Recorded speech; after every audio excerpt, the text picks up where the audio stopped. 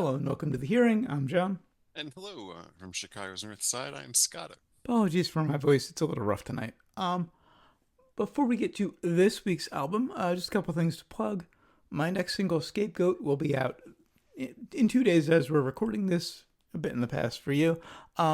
It's the second song that I've released that have repeated notes in the vocal line that are a half a step off from the note from any of the notes in the chord I'm playing at the time. In this case, I'm singing an F sharp over an F minor. It's really hard for me to do. I need to stop doing that to myself. It sounds good, but it is hard. Like, what led to that? I mean, it just sounded better to you? Yeah, it's all of my, well, not all, most of my music starts with a melody. Or well, it Yeah. starts with music. I almost always write the music first. Um, and it's usually like 2 bars of a melody that pops into my head that I work at the chords for and then build it from there. And that's just that melody popped into my head. I grabbed the uke and I just happened to find those were the chords I wanted to hear. So it's a very instinctive, follow the subconscious kind of a thing. I don't really think too much, particularly when it comes to writing music. Lyrics, obviously, I put a bit more thought into, Yeah. but that's just what my subconscious wanted. So that's what I did, and yeah, it's well, I mean, in the 40 years I've been a musician, all of the biggest jumps I've made have come from writing something I couldn't play or sing. So Um, it's right in line. I write something I can't pull off, and then I drill it until I can. Um, Another song I'll be releasing in a couple weeks after that, hopefully on March 20th. I haven't recorded it yet. I'm still trying to memorize the lyrics. Um, a little backstory. Last Friday, Reba from Fireside Shadow, who we reviewed last year, messaged me, and I mentioned, I started working on a protest song when I first heard about Renee Good, and I wrote the music. I got stuck halfway through the second verse. She strongly encouraged me to get back to it. So I did, and I guess my subconscious had enough time to chew on the lyric issue I was having.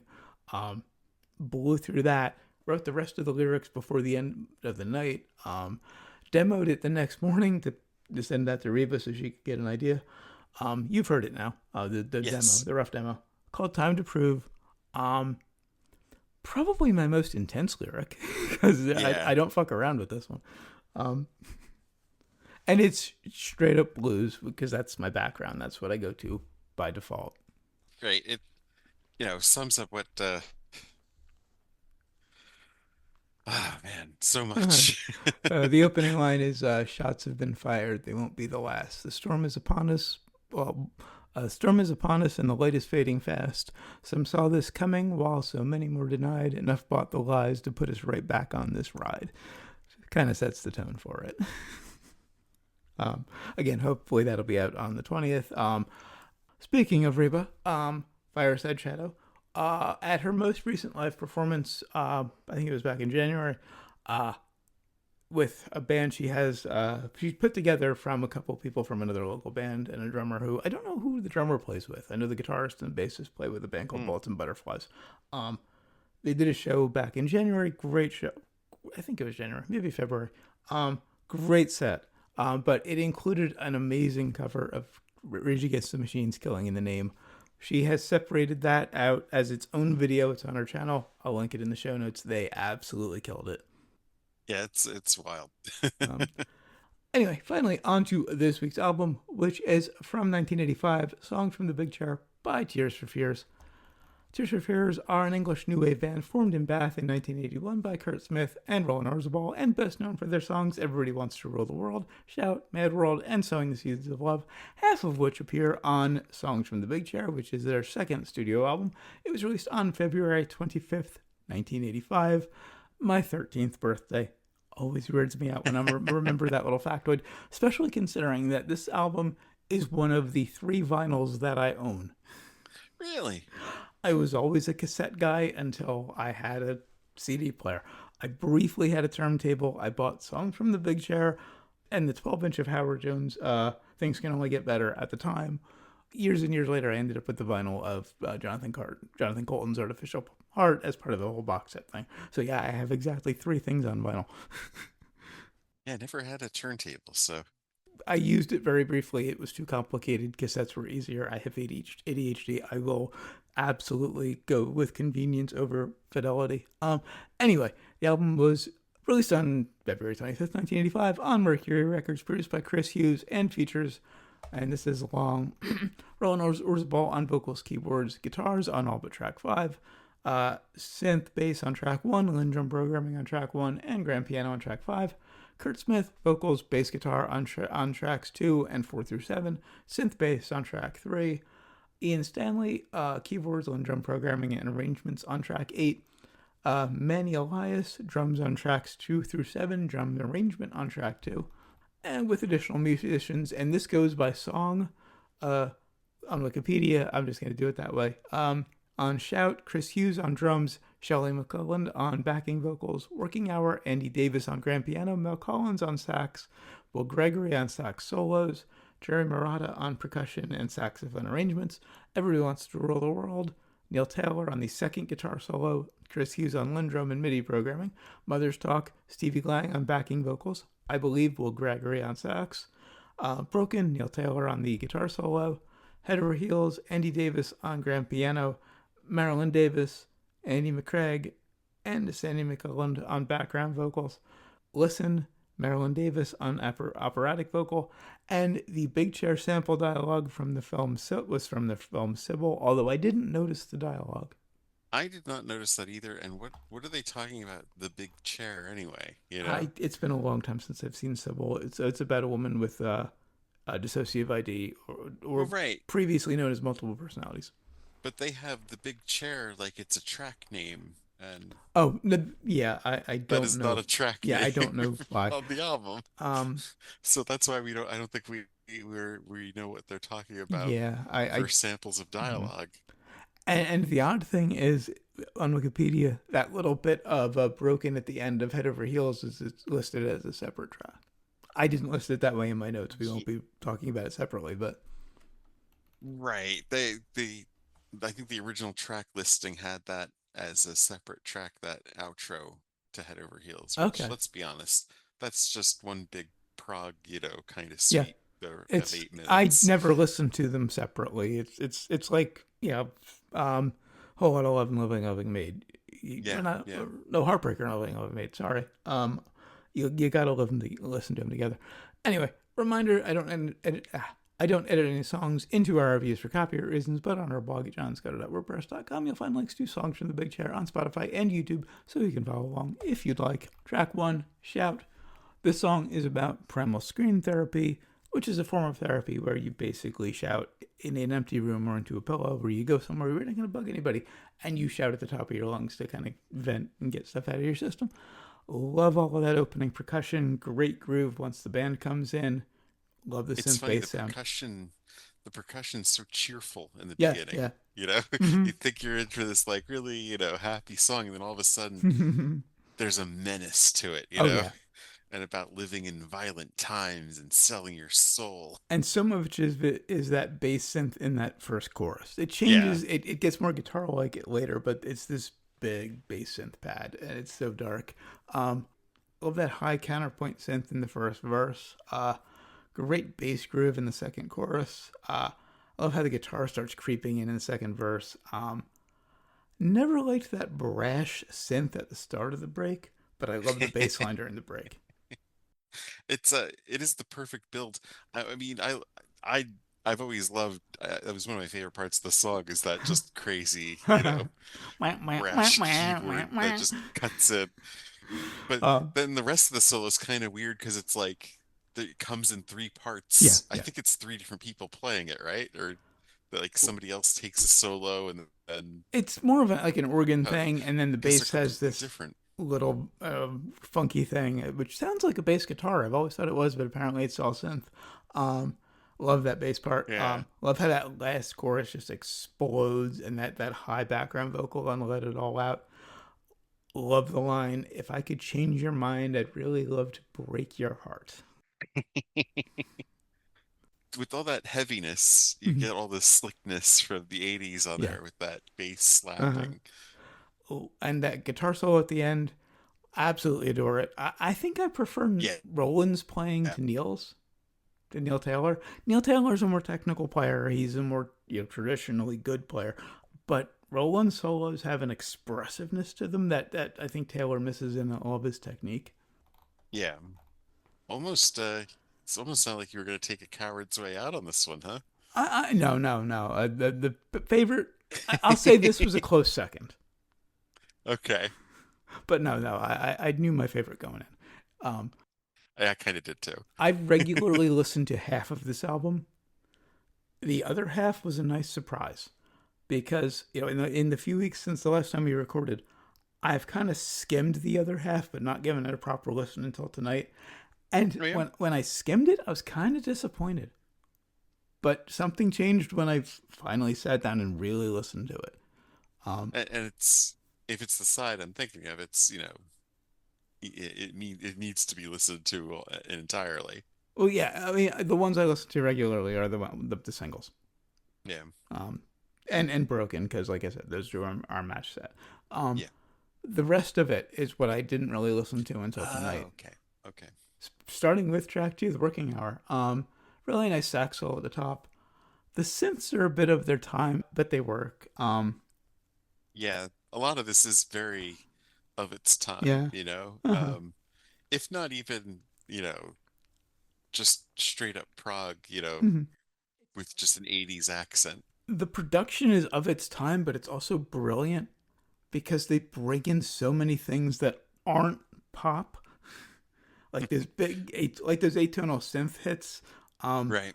really nice groove set up by the percussion and the piano. Um, love that dramatic chord progression, great bass tone. It's got this simple vocal line, but it sounds huge. They're going for just sheer drama on Yeah, yeah. this. I mean, Um, maybe a bit much, but it's a valley to the peaks that they've got around it. nice harmony in verse two. Love the harmonic shift into the bridge. Amazing sax solo at the end. I need to see what else Will Gregory has played on because he's an incredible sax player. Um, I was surprised by how much I liked the other half of the album, starting with this one. I always forget Nick DiVirgilio wasn't with them at this point. No, no, he came in. I want to say around Sowing the Seeds, which I think was Yeah, their next album. yeah. Um, track three, Everybody Wants to Rule the World. Neither of us has taken the coward's way out on this. Love the song, listen to it a lot, but it's far from the best. It's damn overplayed, honestly. Yeah, yeah, I mean, you had like Dennis Miller use this as his theme song, yeah, you yeah. know. But I do love that opening guitar riff. Great groove once the band comes in. Great bass tone. I just can't help singing along with this one. Like the build through the chorus, nice subtle shift in the groove in verse two. Love those big guitar stabs in the bridge. Um, like how it gets really quiet for the first part of Roland's solo, the overdubbed part, Yeah. and then he comes in with those big chord solo stabs. He is an underrated guitar player. Yeah, yeah, I was thinking that too, listening to this. Like his guitar playing kind of, gets washed out a bit from the glossiness of everything Mhm. else, but it really great stuff He's here. just a very expressive player, and then of course Neil Taylor solo at the end is brilliant too. And this like the synths are just so crisp in this too. Mm-hmm. The way they just merged prog and R&B together, you would think like, wow, that's kind of can you really do Yeah, that? yeah. And yeah, they make it work, Mm-hmm. obviously, but it is the guitar that really puts it over in the Yeah, end. yeah. It makes this a classic. Mm-hmm. Track four, Mother's Talk. I like those orchestral stabs, even though again a bit dated. Nice groove once the vocal comes in, great bass tone. I like how the bass and the sequencer work together. You've got the sequencer just pounding out this constant barrage of like eighth notes or 16th notes, and then Kurt just kind of complementing it more subtly and more melodically. Speaking of melody, love the verse melody. Love the line. It's not that you're not good enough. It's just that we can make you better. This is my pick for strongest, actually. Okay. This, I mean, really. I mean, this one has always stuck with me for years, even without Hmm. airplay. Yeah. You know, the synths are just so dramatic and urgent, and uh, a bit of a classical, loop Yeah. to it Yeah. all. And then meanwhile, both guitars are just Hmm. fucking slapping. You know, Um, it really comes together for me yeah. Yeah. here. Nice timing change. I'm gonna say at the end of the verses for the "Wake Me Up When Things Get Better." The Yeah. timing just goes sideways there, and it's a nice shock. And it happens every verse, but it always catches me. Um, Nice background vocals in the second chorus. As you mentioned, the guitars, there's big guitar stabs in the last chorus. Love that. Um, I love it. Yeah. And then it strips down to just those big stabs and the vocal, and then we get this great bass and drum groove toward the end, and some nice atonal samples. They just kind of throw everything at it, Yes. and not in a conventional pop way at all. Yeah. Just very exciting. Yeah. Um, Track five, I believe. This one's just a nice soft piano ballad, though it does start with some interesting, I'm going to say backwards snares. It's some kind of backwards percussion.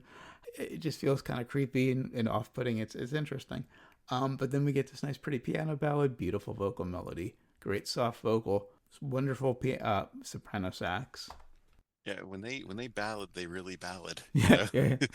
It's, sad, smooth jazz, which you just kind of like, oh, wait, Mm-hmm. what? Track six, Broken. This is my pick for favorite. I just love how aggressive this song is.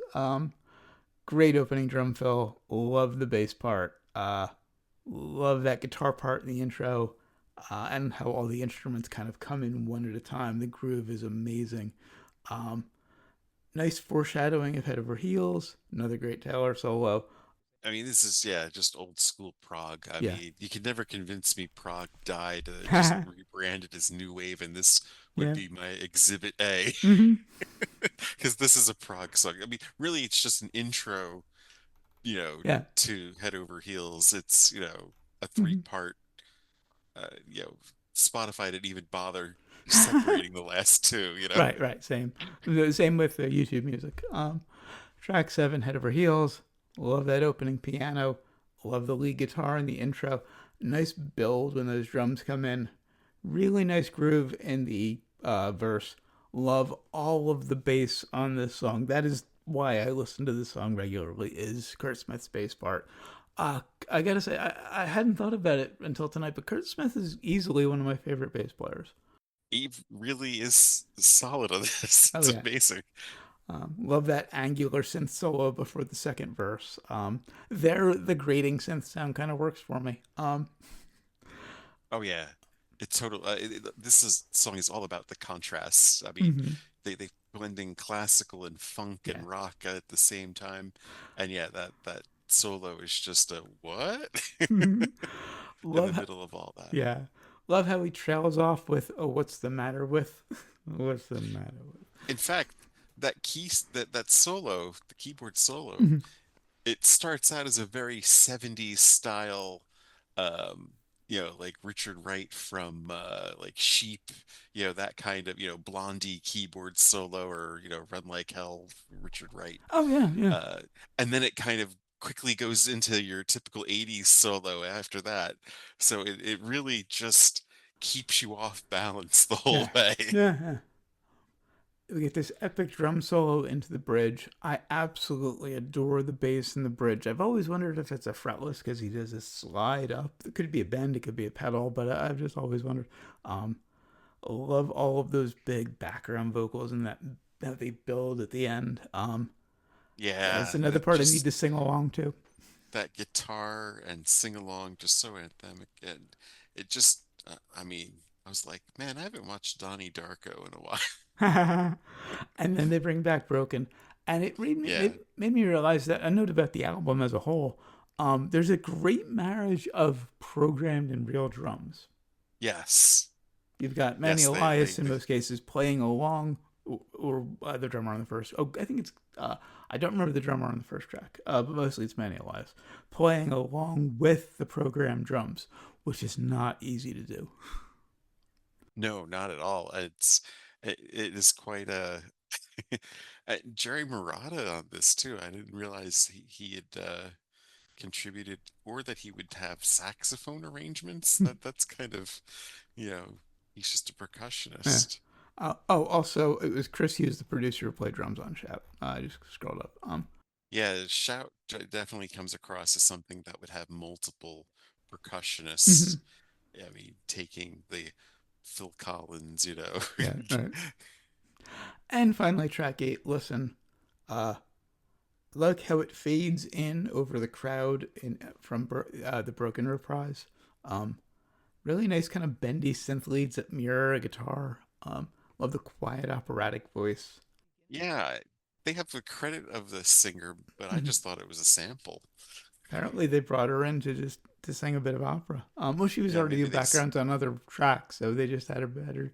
They probably found out she could sing opera, so they had her do something and then just worked it into a track. That opening is very repetitive, but I like it. It sets a nice mood.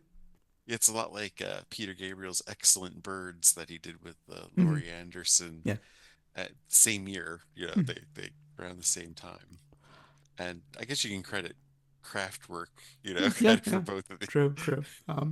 And just when you think it's an instrumental, we get this nice jazzy verse. Yeah. And as much as it sets this nice relaxing mood, there are also these glitchy synths that kind of offset it. It's this Yep. mix of like pretty and relaxing with creepy and off-putting. Then we get this harshly guitar tone toward the end, um, and some interesting panned percussion. But yeah, it's a nice way to end the album with Yeah. just this kind of weird question thing. And it's Yeah. exactly how Peter Gabriel used uh, Excellent Birds in his album yeah. too. I don't know if they ever cited him, but I'm sure he was a big influence on them. I actually hear more Bowie as Okay. Yeah. in this Yeah. than Gabriel, but you know, Well, I mean, just in general, I think. obviously with Yeah. the but true. I think like a song like Shout definitely would be Mm-hmm. something, But yeah. you know, Um, influenced by him. and I should mention, yeah, Roland Orzabal is the primary uh, force behind this album, particularly, but Yeah. their catalog in general. Um, Kurt Smith left the band for a couple of albums, and it was pretty much all Roland. So, do you recommend it? Easily. Yeah, this was a fun listen. Yeah, I absolutely recommend it. I need to spend more time with the other half of this album and the rest of their catalog because aside from this album, the only songs I really know are Mad World and Sowing the Seeds of Love. Um, and Yeah. if you only know the Gary Jules version of Mad Love, you need to hear the Tears for Fears. It's a very different animal. It's a bit weird. I mean, the contrast, Uh, you know, is weird with, you um, know, those lyrics yeah, and that music. yeah, The Gary Jules version, you know, it all he fits. put And liked and like, you yeah, know. I will admit I prefer the Gary Jules version, but Yeah. the Tears for Fears version is a trip. And they did write it and originally record it, so got to give And the credit to video that. looks like some bizarre workout video. It's just so strange. Yeah, uh, It looks like Olivia Newton-John's physical video, yeah. but it's just this whole existential crisis. I It was the '80s. I was gonna say what were they on, but yeah, we know what they were on. What have you got? Um, anyway, It smells like a hit. that's it for Songs from the Big Chair. Until next time, when we'll be reviewing Forever Cloud or The Machinations of Change by FENL, another one of my fellow indie artists who I know from Threads. We talked about his cover of my song Breaking Point last year. We're finally getting to his latest album. I was going to review his previous album right before we did Fireside Shadow because that's the album that made me aware of Fireside Shadow. But then he announced the next album, like right on the heels of when we were going to do that. So Wow. I had to push it off and until this year, and we're finally getting to it. Until then, of course, always remember, never forget, wherever you go in life, there There you you are. are.